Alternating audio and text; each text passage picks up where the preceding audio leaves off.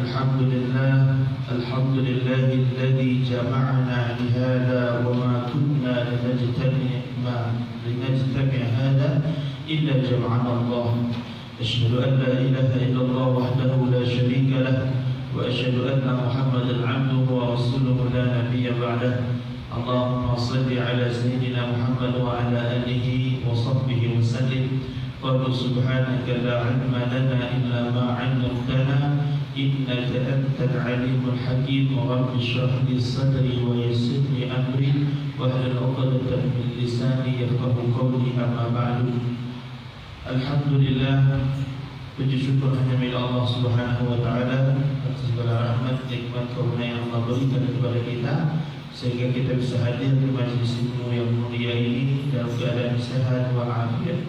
Salawat dan salam kita hadiahkan kepada baginda Nabi Muhammad sallallahu alaihi wasallam dengan lafaz Allahumma shalli ala sayyidina Muhammad wa ala alihi wa sahbihi wasallim. Mari Bapak Ibu, kita ikhlaskan yang kita duduk di masjid ini bukan karena siapa, bukan karena apa-apa, melainkan hanya karena Allah Subhanahu wa taala. Amalan yang baik, amalan yang besar pahala, semuanya akan berubah menjadi dosa kalau kita buat bukan karena Allah Subhanahu wa taala. Maka ikhlaskan dalam setiap ibadah kita. Mari kita sama-sama juga mengirimkan al-Fatihah kepada baginda Rasulullah SAW. Allah semoga Rasulullah terkhusus kepada pengarang kitab Sifatul Ulum Syekh Habib Utsman Al-Batawi wa ala kulli niyatin salihah. Al-Fatihah. A'udzubillahi minasyaitonir rajim. Bismillahirrahmanirrahim. Alhamdulillahirabbil alamin arrahmanir rahim maliki yaumiddin.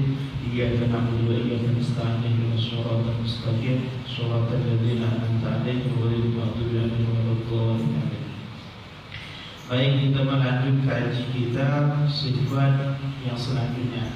Pada muallif rahimahullah taala, pada Utsman rahimahullah taala wa nafa'ana bihi fi ulumid darain. Sifat Allah yang selanjutnya ilmu. Ilmu artinya tahu. Maka mustahil Allah jahil. Jadi Allah Subhanahu wa taala wajib bersifat ilmu. Apa arti ilmu? Allah Maha Tahu. Allah mengetahui segala sesuatu. Maka mustahil Allah itu jahil. Jahil itu artinya tidak tahu. Allah Subhanahu wa taala tahunya, Allah mengetahui sebelum benda itu terjadi. Jadi ilmu Allah ini Bapak Ibu azali, tanpa didahului tidak tahu. Kalau kita hari ini tahu karena ikhtiar, tidak akan tahu kita sesuatu perkara kalau belum terjadi. Kita tidak akan tahu sesuatu perkalian itu kalau belum belajar. Kadang dah belajar pun tak tahu. Artinya tahu kita itu di awal tak tahu. Tapi kalau Allah mengetahui sebelum kita diciptakan, Allah sudah tahu kita ni macam mana. Ibu memasak, belum masak lagi Allah dah tahu apa yang nak ibu masak. Kalau kita tak tahu sebelum ini kita dah masak, oh masak sebentar. Setelah masak betul tu baru tahu. Tapi tahunya kita diawali dari tidak tahu. Kalau tahunya Allah azali, sudah tahu sebelum alam semesta ini tercipta. Allah mengetahui segala sesuatu zahir dan batin. Allah tahu isi luar dan dalam. Sedangkan kita tahu itu balik, oh budak ni seperti ini. Kita tak tahu batin dia. Allah Maha Tahu azali. Jadi segala sesuatu yang terjadi ini Allah sudah tahu sebelum benda ini terjadi. Dan setelah Allah menciptakan segala alam semesta ini, Allah tahu tanpa mengurangi tahu sebelumnya. Jadi kalau kita tak tahu Bapak Ibu suatu perkara, maka terjadi perkara itu barulah kita tahu, oh berarti begini. Maka itu kata orang-orang, ujian sekolah dengan ujian hidup itu beda. Ujian sekolah kita akan tahu hasil setelah ujian. Kita belajar dulu baru ujian. Orang tak akan bisa ujian kalau belum belajar. Tapi kalau pelajaran hidup terbalik, ujian dulu baru dapat pelajaran. Betul, misalkan sakit, sebelum sakit ni kita tak tahu pelajaran dah. Kita sangka sihat terus. Sekali diuji oleh Allah baru dapat pelajaran. Maka ketika Allah menguji kita di dunia ini Bapak Ibu, berarti Allah nak kasih pelajaran. Setelah Allah kasih sakit, tak tunggu melaju-melaju. Dengan cara apa lagi Allah nak maju gitu? Karena dikasih satu-satu tak sadar-sadar.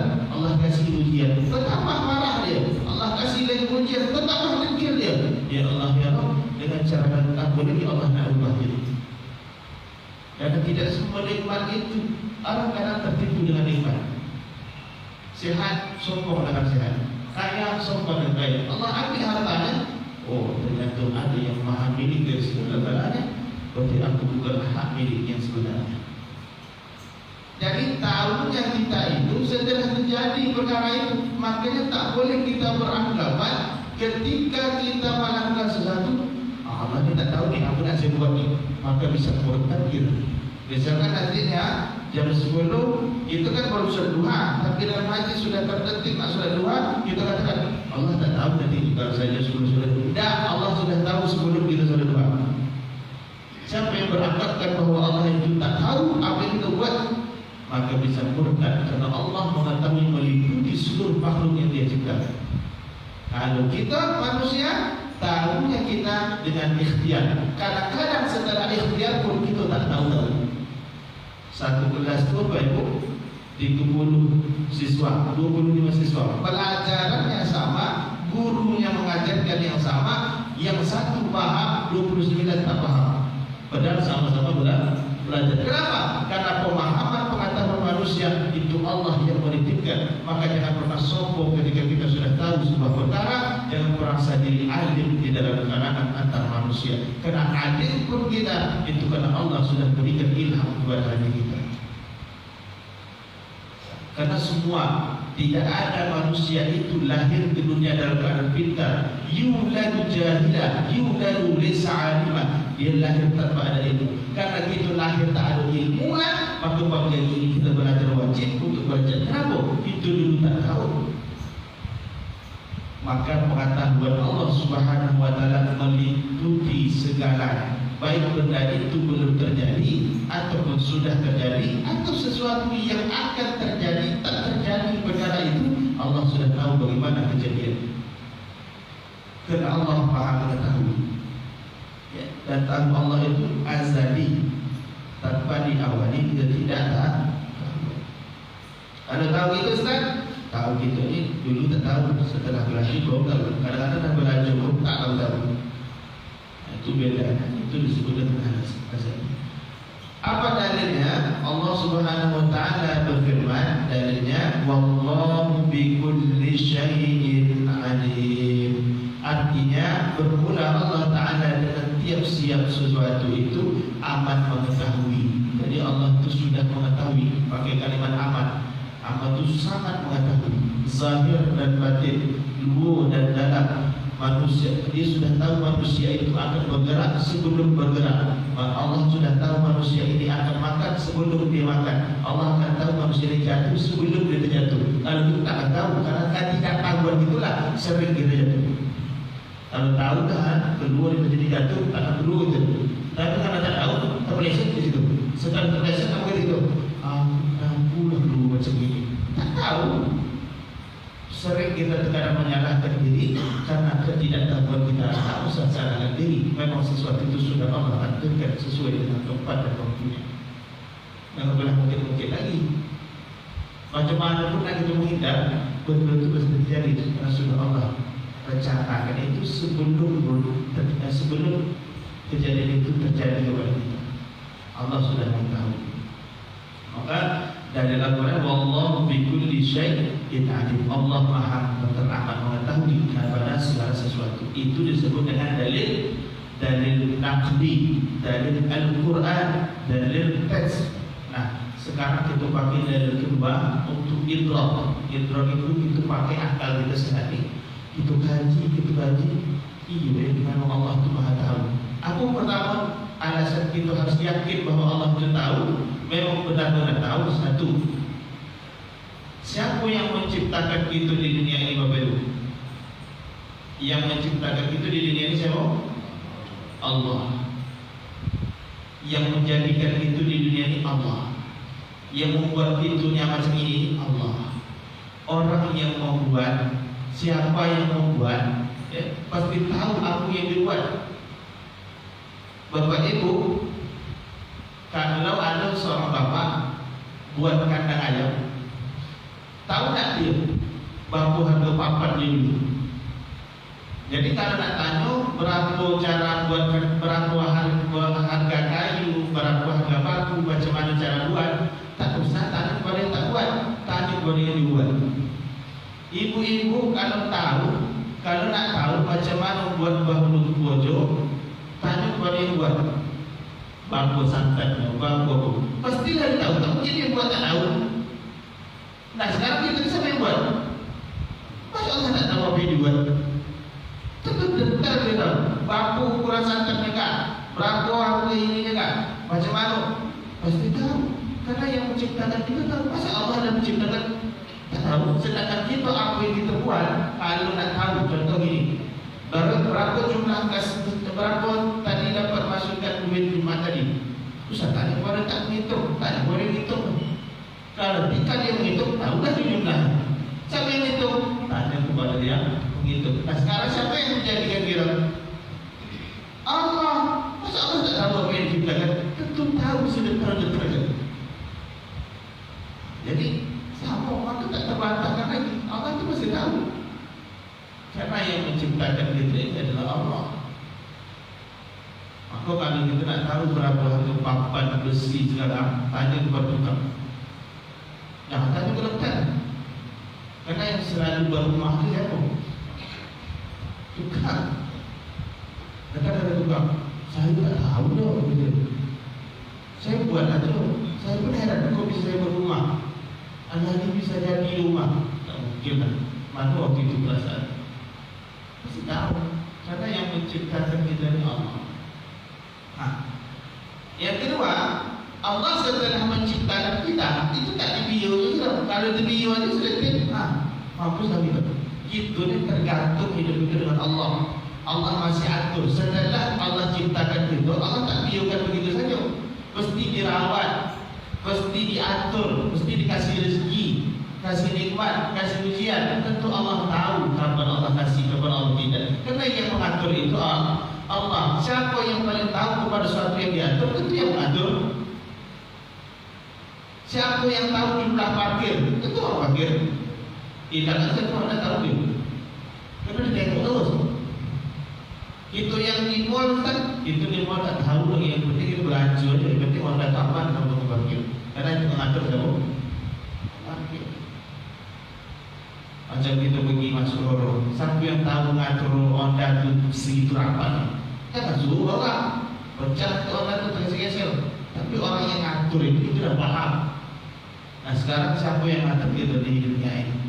Yang merawat kita, yang memberikan nikmat kita, yang memberi ujian kita, yang beri kehidupan kepada kita siapa? Allah. Maka tentu Allah tahu bagaimana kejadian itu seperti apa. Karena Allah yang mengatur. Jadi ada dua alasan kenapa Allah itu harus bersifat tahu. Karena Allah yang menciptakan. Tentu siapa yang menciptakan tahu apa yang diciptakan. Siapa yang berbuat maka tahu apa yang dia berbuat. Setelah Allah ciptakan kita, setelah Allah jadikan kita, Allah akan menjaga kita 24 jam. Tidur kita, bangun, makan, mandi, semuanya itu Allah tahu. Karena yang ngatur dia, semua kita mencatur. Maka tak terbantahkan lagi. Tapi tahu manusia karena lupa. Tapi kalau Allah mustahil dari sifat lupa. Maka itulah ayat kunci itu buat Allah. Allah la ilaha illa wal hayyul qayyum. Allah yang maha hidup. Karena kalau sampai Allah tidur, ibaratnya ada dulu perdebatan. Allah itu mustahil tidur. Kenapa? Karena kalau kita sudah pegang sesuatu tidur kita pun dari campur. Gitu kan? Ini bisa kita pegang. Waktu itu kita masih jatuh kan, masih belum tidur. Itu pegang ngantuk gitu. Ini jatuh. Kalau sempat Allah tidur, hancur terbalik dunia. Kenapa? Makanya mustahil dari sifat itu. Tak usah itu lagi, naik mobil aja lah, belum tidur ngantuk. Apa jadi? Laku banyak orang mati kan? Masa untuk orang mobil aja tidur ngantuk? Apalagi alam semestanya Allah tidur? Tak mungkin, mustahil. Maka Allah bersifat hayy. hayyan nanti. Allah Maha hidup. Ngantuk ini tidak, tidur ini tidak. Karena Allah menjaga 24 jam. Jadi kita ni Bapak Ibu tidak akan terlepas dari pengawasan Allah. Makanya jangan merasa kita yang hebat. Kita bergantung hidup kita dengan Allah. Ini Allah pula yang kita hubungan. Allah kita tak mau saya tahu macam mana sifat Allah. Tak sombong kita tu. Allah sudah menciptakan kita. Allah cipta kita kan mudah saja. Nah setelah itu Allah rawat, Allah kasih rezeki, Allah kasih nikmat. Jadi kita lupa dengan nikmat, tak cari tahu. Maka belajar sifat tentang tauhid Allah itu wajib. Kenapa wajib? Karena Allah sudah memberikan fasilitas. Allah kasihkan akal, Allah kasihkan hati, Allah berikan kesehatan. Tak dipakai. Salah tak kita? Padahal Allah dah ciptakan kita. Kalau tak tahu. Makanya belajar sifat itu, belajar tauhid itu dasar dari segala-galanya. Ilmu yang wajib, afdal secara fitrah. Tak ada yang lebih dari itu. Belajar ngaji elok, tapi belajar tauhid dari segala-galanya. Karena ini yang akan membawa kita ke dalam surga. Bermasalah tauhid bisa tersangkut neraka, bahkan kekal dalam api neraka yang apinya lebih dahsyat 70 kali lipat daripada api dunia. Terpijak anti nyamuk aja kita dah menderit macam api neraka. Maka wajib kita mengetahui sifat Allah itu maha mengetahui. Nah setelah kita tahu sifat Allah, tahu maha mengetahui, apa adabnya Ustaz? Ada adabnya. Itu dah yakin ya, seyakin-yakinnya. Dari akal dah dipakai, dari Quran dah dipakai. Jumpa sebuah titik, iya memang Allah maha tahu. Dan setelah jumpa ni masuk dalam hati, apa yang harus kita buat secara tingkah laku, namanya itu adab. Wajib kita beradab dalam kehidupan kita sesama ni. Kalau kita itu sudah tahu Allah itu maha mengetahui dari segala sesuatu, apa yang harus kita buat? Beradab. Setelah tahu kewajiban, adab belum jauh. Kenapa mak ayah kita dulu sering suci Al-Quran tadi?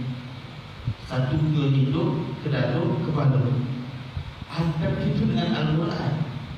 Al-Quran ini tak suci, jangan teremehkan. Maka cium. Wajib suci. Jadi pertama Bapak Ibu, apa adab kita? Kita lanjutkan baca teksnya. Bermula Allah Subhanahu wa taala tidak segala mengetahui, maka patut bagi mukmin mu'taqid bahwa ia amat takut membuat maksiat, sebab karena Tuhan amat mengetahui. Hal itu kan Bapak kita tulis, hal itu artinya hati. Jadi kita ulangi, maka patut bagi mukmin orang beriman mungkin sifat Allah ada ilmu mengetahui, amat takut, sangat-sangat takut membuat maksiat, sebab apa? Karena Tuhannya yaitu Allah amat mengetahui akan segala halnya. Kenapa dipakai kalimat akan? Artinya terdetik aja hati itu Allah dah tahu. Kenapa hati? Karena Allah melihat orang itu bukan dari jasadnya, bukan dari amal zahirnya, tapi langsung ke hati. Jadi Bapak Ibu yang dimuliakan oleh Allah, kita sudah tahu bahwa Allah itu maha mengetahui segala sesuatu zahir dan batin, luar dan dalam. Maka kalau kita tahu bahwa Allah itu mengetahui, takut kita kepada Allah. Apa takut Ustaz? Takut membuat salah. Orang kalau tak ada takut kepada sesuatu, dia semangat maju buat. Anak kalau tak takut dengan mak, kecil ngobok dibuatnya, takut dengan mak, mesti jadi. Takut itu menjaga diri. Jadi kalau memang tak ada takut sama orang, kenapa orang tak mencuri? Takut dan polisi. Rasa takut itu di mana letaknya? Dalam hati kita.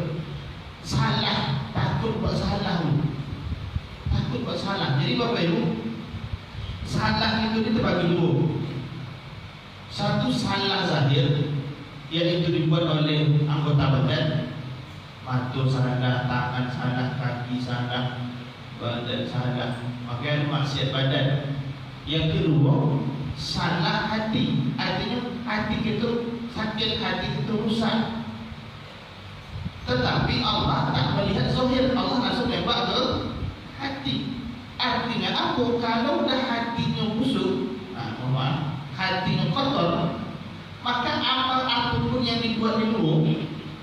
habis pak. Solat, tahajud, sedekah, tapi hati tu Allah tengok. Ini tak hidup.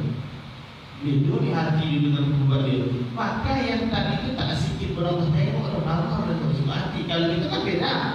Tengok dia Ustaz, baik betul Ustaz. Kenapa? Karena kita tak sampai dengan hati dia.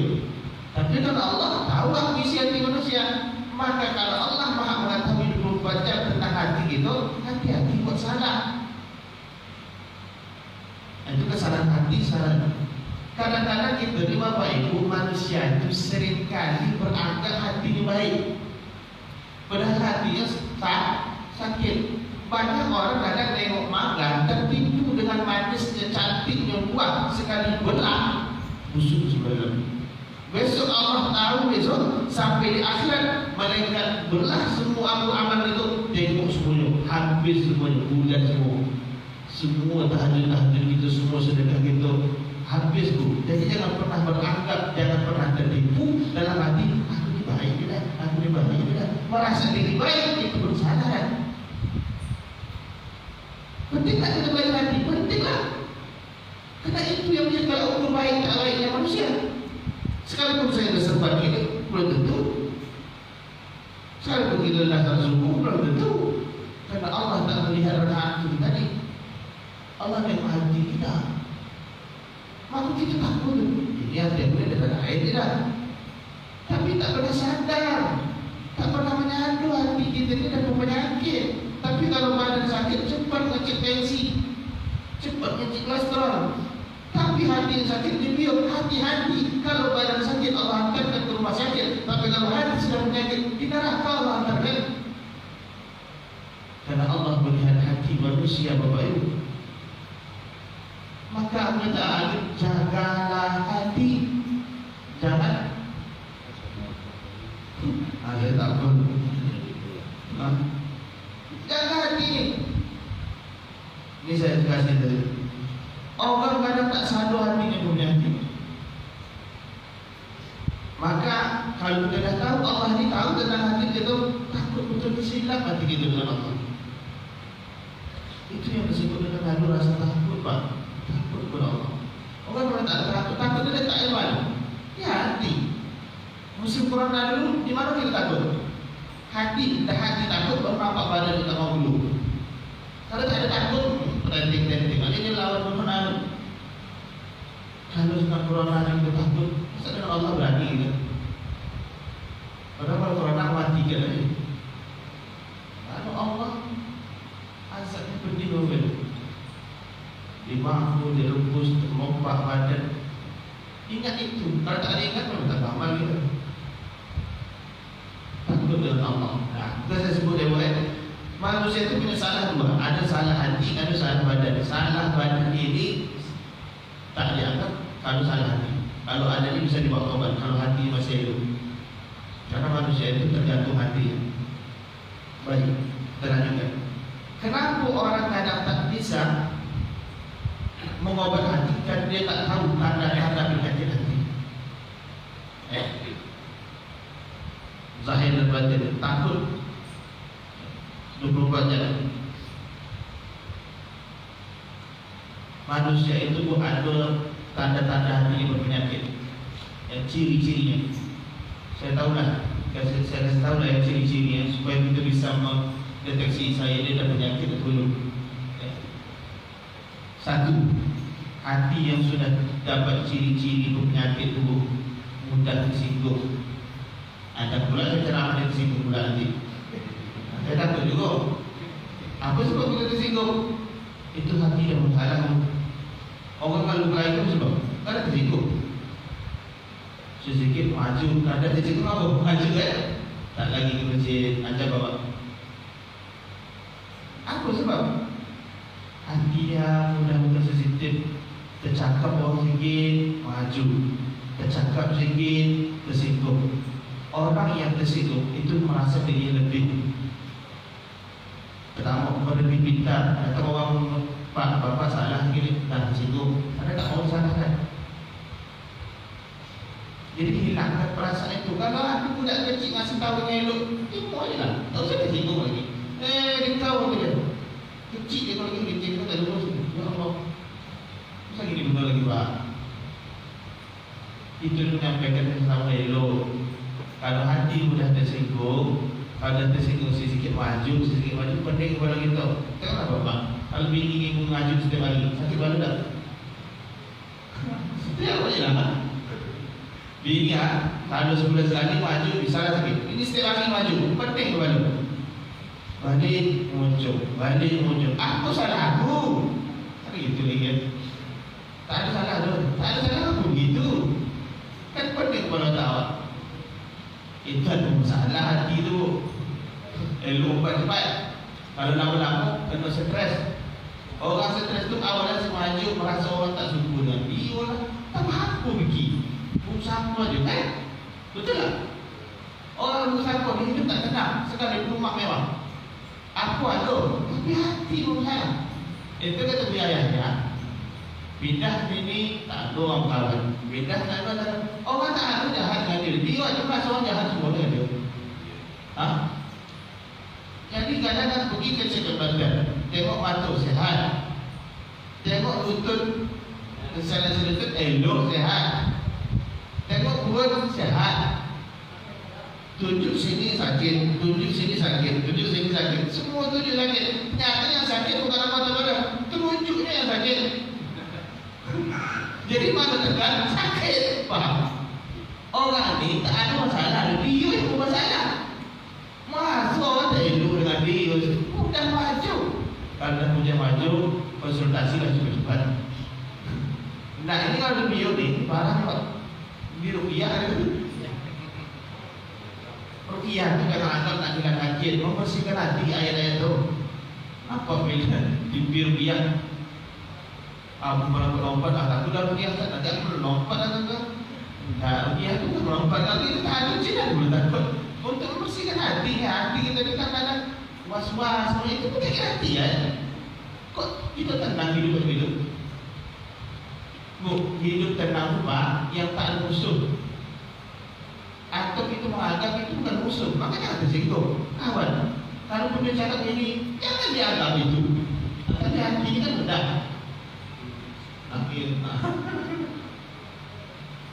Jagalah hati.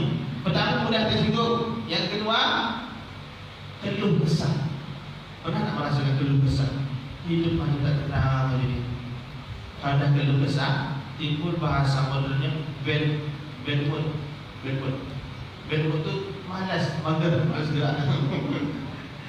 Pergi baca tanda, pergi ada jalan tak mau, keluh kesah.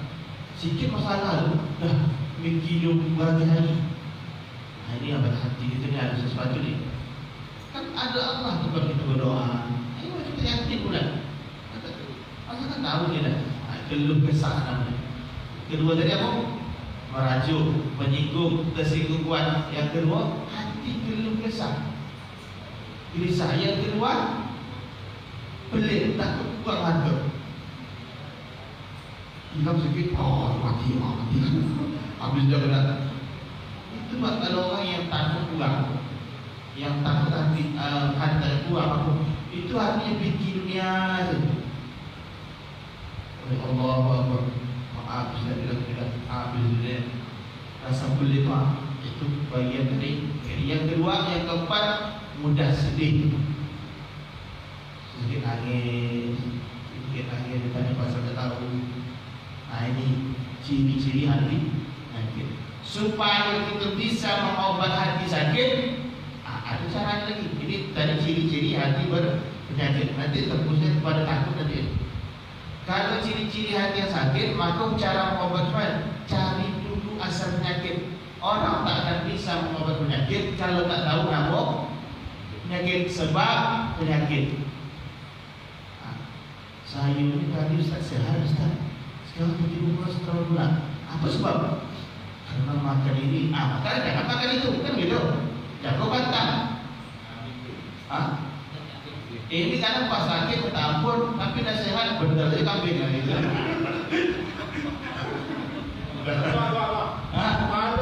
Kali-kali mau langsung pening kan? Saya kata gitu juga. Jadi macam mana? Jadi penyakit itu harus dicari hilirnya dulu. Kalau itu belum muncul tapi pangkal asal penyakit tak tahu, tak sehat itu Pak. Itu belum. Ternyata itu belum penyakitnya asalnya. Maka kata para ulama sufi dulu pun orang yang bisa mengobat penyakit hati harus tahu dulu asal usul hati yang berpenyakit. Apa sebab hati berpenyakit? Apa asal usulnya? Karena jahil terhadap pengetahuan kepada Allah. Tak tahu tentang sifat Allah. Kalau orang ngaji tahu itu, kalau pun dia marah, dia akan kembalikan kepada kaedah sifat Allah. Jahil kepada makrifat kepada Allah. Makanya orang wali-wali Allah itu tak pernah rasa takut dengan dunia ini. Karena Allah sudah jamin juga walakan buat takut bersyaitan minal khauf. Allah pasti uji sedikit takut kepada hati kita. Yang belum menikah takut tak menikah. Kalau tak menikah Ustaz, siapa jaga aku dah besar Ustaz? Siapa aku dah jaga saya dulu? Saya dah tu nanti tak ada yang jaga saya. Yang belum menikah, yang sudah nikah takut juga. Takut nanti tak ada anak. Betul tak? Yang sudah punya anak takut juga. Nanti Ustaz anak saya cahaya ikut Ustaz. Nanti dibawa dia lagi Ustaz. Siapa jaga saya? Betul tak? Yang punya anak laki-laki begitu juga. Anak laki-laki ini kecil perempuan Ustaz. Menantu takkan sama seperti anak perempuan. Karena yang menjaga itu perempuan. Sedekat apapun kita dengan menantu perempuan tak sama seperti anak perempuan kandung. Betul? Oh betul. Takut juga. Yang punya anak laki-laki, yang punya anak perempuan, yang belum menikah semua takut. Apa sebab takut? Semua manusia menggantungkan hidupnya dengan manusia. Betul? Jangan gantungkan. Paling simpel lah. Dan kemajuan sama suami. Karena suami itu ridho daripada Allah. Karena sesusah-susah aku, kalau kita dah mulai ke bini itu elok, anak mana dua ni jalan, sekali pun dua dalam 80, 70. Tapi kalau nak memiliki manusia, hatinya tetap bawa ke makhluk. Maknanya jangan bawa kepada makhluk. Karena manusia ini akan binasa, akan mati. Hilang dia sudah habis. Tapi Allah tak akan pernah mati. Kenapa tak digantikan diri kepada Allah? Maka cinta pertama kita adalah cinta yang harus letak posisi pertama, cinta kepada Allah. Kalaupun cinta kepada semua makhluk, jangan karena apa-apa. Cinta karena cintai aku. Ada nyanyi kan? Aduh semua lagu. Dan maka harus tahu apa sebab asal penyakit? Karena jahil terhadap kehadiran Allah. Kalau itu kan ada istilah tak kenal maka tak sayang. Kalau tak sayang maka tak. Macam mana kita nak cinta kepada Allah karena kita tak. Kalau tak kenal sekarang cepat. Sebelum kita meninggal. Kita tak tahu kapan kita meninggal. Aku belajar yang ditunda-tunda. Amal baik yang ditunda. Kenapa? Karena mati tak ditunda. Tunda. Tak sempat lagi belajar. Pas waktu tak tahu ke mana arah dunia. Tapi kalau dah ngaji sebab dulu kita semua hati sudah kepada Allah. Sakit ketemu Allah berikan kenikmatan. Nikmat itu lebih dahsyat daripada sakit. Sehingga sekalipun sakit itu 100 kali itu sudah tombak, tapi ditutupi dengan 1 juta rasa nikmat. Itu kita ingat teman-teman. Betul tak? Jadi lanjut. Kata orang ulama sufi itu asal masalah. Orang yang tak tahu kepada Allah itu puncak masalah. Sehingga dia tak takut kepada Allah, hati mudah tersinggung, mudah malas takut kurang karena dia tak tahu tentang sifat Allah tadi. Nah, ibarat kata ulama sufi Bapak Ibu. Kata ulama sufi, hati kita ni ibarat rumah kosong. Maka kita isi penghuninya. Ibu kalau bapak sekalian, kalau ada rumah anda bapak buat bersih-bersih, bapak tinggal sekitar 2 tahun, apa yang menunggu rumah? Hantu. Maka rumahnya diisi, ada tuannya, ada pemilik hati. Kata ulama sufi, siapa pemilik rumah? Catat bapak, ikhlas namanya. Orang ada tak ikhlas, mudah tersinggung. Kenapa? Karena ibadahkan orang. Cuma kita ikhlas. Nak dicemooh orang, nak dikritik orang, ada situ. Yang penting aku amal sesuai dengan syariat. Aku dah belajar ini betul, maka aku tak peduli lagi walaupun orang marah. Prinsip agama. ikhlas namanya boleh. Maka saya setiap gaji saya mungkin ibu bapak kalian ikhlaskan niat pak, ikhlaskan niat bu. Betul tak pak? Kalau tak ikhlas sama jemaah ini jauh di sini bapaknya itu jemaah ini. Kalau tak ikhlas akan rusak habis pahala. Soalnya ikhlas itu di mana letaknya? Di hati. Itulah tujuan rumah hati. Maka berdoalah selalu untuk ikhlas kepada Allah. Orang ikhlas ini tak punya beban. Tapi kalau orang, ada suami, apa, tak sesuai dengan kehendak hati lagi lah, tak dapat balasan yang tak ada dak dia. Macam tenang. Ikhlas. Nah, jadi itu Bapak Ibu. Jadi jangan sempat hati kita ni dah tahu sakit tapi tak kita ubat. Maka kalau kita ikhlas akan ada tuan rumah. Kalau ada yang tuan rumah, ketika hati salah ada yang menegur. Kesalahan kita di hati ini yang harus kita perbaiki dulu. Kesalahan hati. Karena ketika kita ikhlas dia akan mengoreksi. Takut kesalahan. Kenapa kita harus koreksi dia Ustaz? Allah tahu apa yang hati kita. Allah ikhlas tak ikhlas kita. Allah tahu dia hati kita. Masa kita biogan? Tak malu. Malu gitu kepada Allah. Takut gitu kepada Allah. Amat takut tersalah. Orang kalau sudah, apa hasilnya kalau kita sudah takut kepada Allah?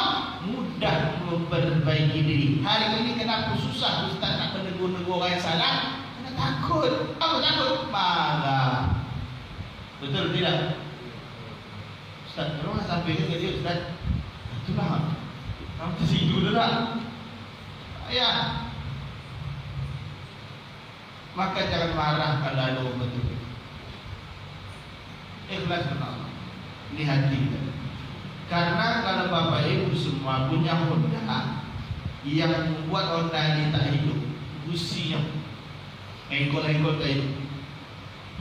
Setelah tak hidup, ternyata yang jadi masalah tadi busi Honda. Ibu isi minyak Bapak, pompa bannya Bapak cuci Honda, Bapak apa lagi, semua datang busi tak diganti. Kira-kira itu betul tidak? Kenapa tak hidup? Karena masalahnya lain, yang dibelot. Orang kalau tak tahu hatinya bermasalah, tak pernah belot diri Pak. Maka kalau ada orang mudah takut salah, itu mudah nak buat baik. Dia tak akan marah kalau dia belot. Perlu nak kita ngaji, perlu. Karena hari ini masalahnya itu Pak. Bukan semua orang-orang yang salah ni salah. Satu, orang benar tak mau membetul yang salah. Yang kedua, orang benar takut nak membetul orang salah. Karena kalau dibenarkan, berkelahi. Betul atau tidak ni? Ada pula berkelahi dengan saya. Awak nak membetulkan sesuatu yang salah. Maka apa-apa yang dimuliakan Allah, kalau naik ke atas level lagi setelah kita takut kepada Allah, bagi orang yang dah ngaji di mendalamkan timbul sifat lagi selain takut. Ya sifat malu kepada Allah. Itu tinggi Bang. Kenapa di dalam WC salah satu adab sunnah WC dan saya baca dalam kitab Bidayah Salihin, kalau masuk WC kalau itu buang hajat itu harus tutup kepala Bang. Kenapa kita harus tutup kepala? Ini adalah bagian dari sifat para ulama sufi, ihya billah, rasa malu kepada Allah. Orang kiri kanan tak ada, itu cuma WC, itu buka aurat besar kita. Orang tak nampak Allah, maka tutup malu, rasa malu itu kepada Allah. Itu adab kepada saya, bukan kita boleh sedikit. Salah satu adab buang air kecil itu, buang air besar itu, kalau kita duduk nyangkuk, tutup malu. Dengan cara apa? Tutup kaki tangan dan sebagainya boleh. Tanda rasa malu itu. Kenapa kita harus malu Ustaz? Karena Allah Maha tahu apa yang kita buat zahir dan batin. Kita berpijak di bumi, bumi ini milik Allah. Kita bernaung dan berteduh di langit, siapa punya langit? Allah. Allah yang menciptakan. Tangan ini punya saya Ustaz. Sampai kapan saya buat tangan? Nak Bapak tanya, ini tangan saya ni. Saya tanya, kapan Bapak buat tangan Bapak? Pernah buat tangan? Tangannya ada sebagian Bapak buat ni. Bapak olah, betul lain. Saya buat tangan saya macam ini. Tangannya siapa yang buat? Maka sadar siapa memilih kita, siapa yang menciptakan kita. Bak istilah orang, kalau tinggal rumah orang, malulah sikit. Apa kata orang? Tahu Malu kata mak dia kalau rumah orang dia cuci pinggan, bangun jangan tengah siang. Ini adalah pesan. Karena kita tinggal rumah. Sekarang kita tinggal di tempat yang di bumi Allah, maka sadarlah, takutlah, malulah buat salah. Ini buat salah tak malu. Ini difaham. Perasaan malu itu sadar. Mungkin itu saja. Mudah-mudahan kita bisa menjauhi penyakit-penyakit hati kita dengan sifat ya. Saya rumuskan nanti. Pertama, Allah Maha tahu. Tahu Allah tak sama seperti tahu manusia. Allah tahu azali. Allah tahu sebelum benda itu terjadi, sebelum benda itu bergerak. Dan tahu Allah ini tidak berkurang setelah tahu. Segala sesuatu itu Allah tahu. Manusia tahu dengan ikhtiar. Nah, setelah kita tahu dan yakin kepada Allah Maha tahu, maka sifat kita takut kepada Allah. Takut apa Ustaz? Takut hati kita tersilap, tersalah. Karena hari ini banyak menduga hatinya baik, merasa elok. Perasaan itu harus dikaji dulu. Maka ciri-ciri hati yang pertama, hati yang sudah mulai berpenyakit itu pertama mudah tersinggung, mudah tersindir, sedih, pikir, tamak, itu semua. Kemudian keluh kesah, maka cari obatnya. Bagaimana cara obatnya? Cari dulu puncak sakitnya. Apa sebab sakit? Karena tak tahu tentang sifat Allah. Maka cari tahu tentang sifat Allah, ngaji seperti ini. Setelah kita tahu nanti, baru bisa kita memperbaiki hati. Kita tahu ikhlas, kita tahu tawaduk dan sebagainya. Mudah-mudahan hati, karena orang yang masuk surga bukan dengan badan, dengan hati yang selamat. Atau ma la yanfa'u mal wala banun, pada hari itu tak guna harta, pangkat, anak dan jabatan, illa man atallaha, siapa yang datang kepada Allah bi qalbin salim, dengan hati yang sehat, bukan hati yang penyakit, bukan badan yang sehat, tapi hati kurangnya. Karena Allah tak melihat amal zahir, Allah langsung nembak kepada hati manusia. Kalau hati sudah rusak, sekalipun 1000 amal kita, 1.000.000 amal kita, habis semuanya ketika dikupas di akhirat nanti. Sebelum kita meninggalkan dunia ini, itu yang harus kita paham. Wallahu a'lam bishawab. Jika ada pertanyaan, silakan. Atasnya ada pertanyaan? Ya, ya. Sesuatu yang terjadi pada manusia mungkin berdua. Ada yang namanya ujian, mungkin ada yang namanya siksa atau yang balasan. Jadi macam mana kita nak tahu bahawa apa yang Allah berikan kepada kita itu ujian atau siksa?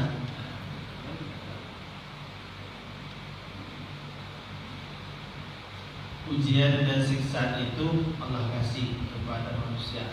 Kapan kita tahu yang Allah kasih ini ujian? Ujian ini sebenarnya untuk meningkatkan iman kita. Ya. Ujian itu sebenarnya Allah kirim untuk menegur kita. Mungkin ada tersilap sana. Kalau bala, karena kita bersama juga juga. Kalau bala ini orang ditegur bagi orang yang sudah jahat. Tapi kalau ujian ini Allah kasih kepada orang yang baik, tapi ada kesilapan mungkin yang kita lihat adalah itu ini kan sudah berlaku solat, itu sudah melakukan zakat, itu sudah solat, tapi itu dapat itu musibah. Itu bukan musibah sebagai ibadah, tapi ujian kita. Kadang-kadang ketika dalam ibadah kita ada merasa kan, oh masa aku ini sudah ini Allah kasih. Sama seperti yang saya contohkan kemarin, ada orang buat baik kemudian dapat dosa. Jadi dosa dia itu sebenarnya ujian dia, menegur dia supaya sadar setiap baik pun itu pasti ada salah. Tapi kalau bala orang yang sudah bermaksiat memang tak ada baik. Solat teman, tapi ketika Allah kasih sebuah musibah, kan musibah itu bagi dua, ada ujian dan bala. Nah, ketika Allah kasih ini, Allah nak tegur kembali balik kepada taubat kepada Allah. Karena cara setan goda kita itu bukan dengan amal jahat saja. Ketika setan tak mampu menggoda manusia dengan amal jahat, Allah dia setan akan menggoda kita dengan amal baik. Makanya ngaji kita tadi ini banyak yang tergoda dengan amal baik, merasa diri baik. Dia kan buat baik ini, memang baik, tapi tak boleh merasa diri baik. Sehingga memuji diri sendiri, merasa diri sendiri, itu salah. Sekalipun yang bapak buat memang baik, tapi tak bisa gitu. Tak boleh seperti itu. Nah, seperti itu. Jadi kadang-kadang itu sudah buat baik, ada juga musibah itu disebut ujian. Ada orang yang sudah jahat, tak pernah buat baik, tapi jauh dari perintah Allah, kemudian dapat uji dari musibah. Bisa jadi musibah itu sebagai bala untuk menghapus dosa kita. Karena ujian itu, musibah yang bentuk bala dari ini, akan menjadi pahala ketika kita menyambut itu dengan sabar. Seperti itu lebih kurang. Ada yang lain? Kita tahu bahwa kita ini baik atau jahat. Itu berarti sekarang baik, padahal kita jahat. Karena kita tak tahu dengan kondisi hati kita sendiri. Ya kan? Kita tahu dengan dia sendiri. Kita juga seperti menurut itu baik, tapi itu jahat. Itu takut apa? Itu masalahnya. Ya kan kita tak tahu bahwa perbuatan kita yang merasa kita itu baik itu rupanya diazab oleh Allah SWT. Kita sakit itu dia. Ini masalahnya. Makan lagi. Itu rasa masing-masing. Yang penting kita jangan pernah merasa berusaha buat baik saja. Anda dapat musibah baik itu ujian atau musibah, makanya yang dianjurkan dalam musibah itu Pak, bukan membeda antara ujian dan balanya. Bukan kita bilang ini ujian Pak, ini kita itu apa, tapi berbaik sangka kepada Allah. Apa yang dapat itu berbaik sangka. Ini mungkin Allah nak buat baik tersebut. Walaupun yang kita terima buruk, seperti itu. Karena kalau kita mencari asal usul itu nanti, timbul nanti hati kita macam tak rela dengan Allah.